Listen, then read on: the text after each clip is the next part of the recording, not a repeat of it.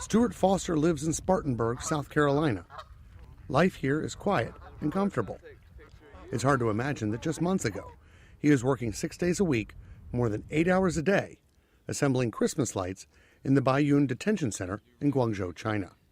So about 9:30, 10, it varied.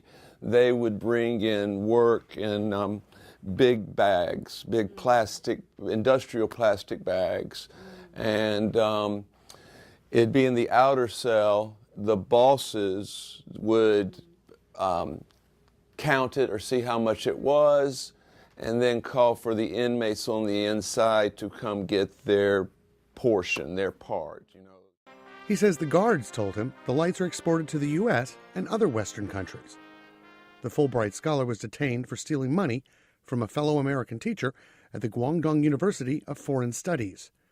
Foster admitted the theft and returned the money, but after 8 months in detention, he was convicted and sentenced to time served. He was deported from China last December.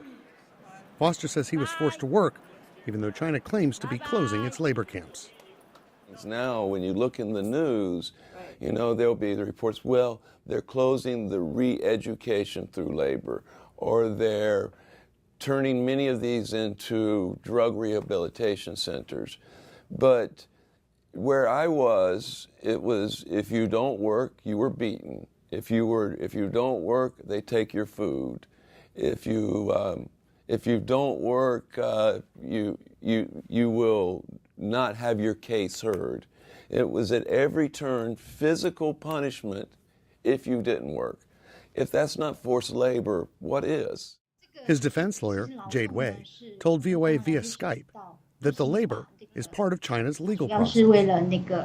According to Chinese criminal law, physical labor is part of the efforts to rehabilitate people. As far as I know, in American prison, inmates have to work too. But Foster says businesses who are making millions of dollars are abusing the rights of inmates.